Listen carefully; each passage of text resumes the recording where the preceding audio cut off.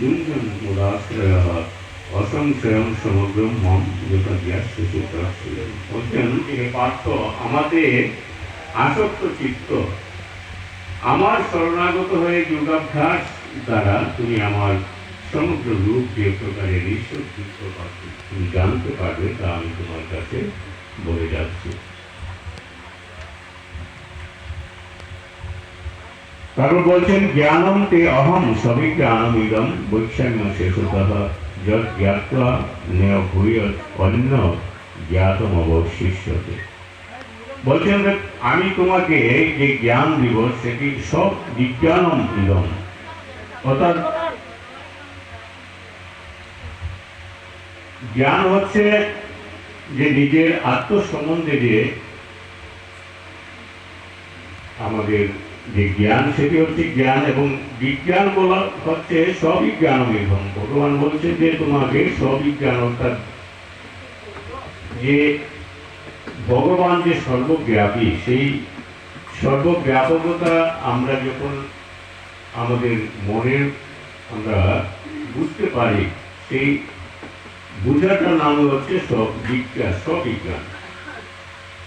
তো বলছেন যে সবিজ্ঞান মিলন, অর্থাৎ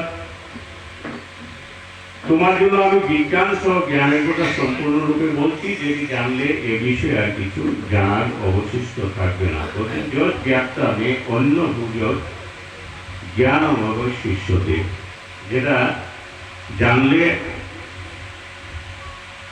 পরে আর কিছু জানার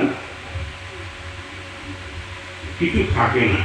বলছেন যে মনুষ্যানাম সহস্রেষু কশ্চিৎ যতটি সিদ্ধয়ে যততামপি সিদ্ধানাম কশ্চিৎ মাম ব্যক্তি তত্ত্বতঃ। বলছেন যে সহস্র সহস্র মানুষ আছে, কিন্তু এই সহস্র অর্থাৎ হাজার হাজার মানুষের মধ্যে কশ্চিৎ যতটি সিদ্ধয়ে, অর্থাৎ সিদ্ধি লাভের জন্য হাজার হাজার মানুষের মধ্যে কশ্চিৎ মানে এক দুজনেই চেষ্টা করে থাকে। এবং যতদামপি সিদ্ধানাম কশ্চিৎ মাম ব্যক্তি তত্ত্বতঃ, এবং ওই যত্নশীল সিদ্ধ ব্যক্তিগণের মধ্যেও কোনো একজন হয়তো আমাকে যথার্থভাবে জানতে পারে, অর্থাৎ সবাই আমাকে জানতে পারে না।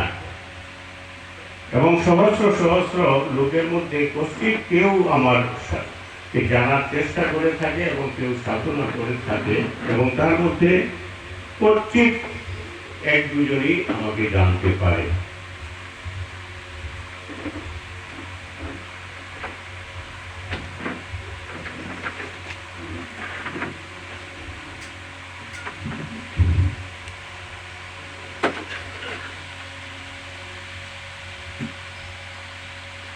লোমম দুষ্কৃতিন মূঢ়া প্রবুদ্ধন্তে নরাধমাঃ মায়া অপহৃত জ্ঞানম অসুরম ভাবমাশ্রিত।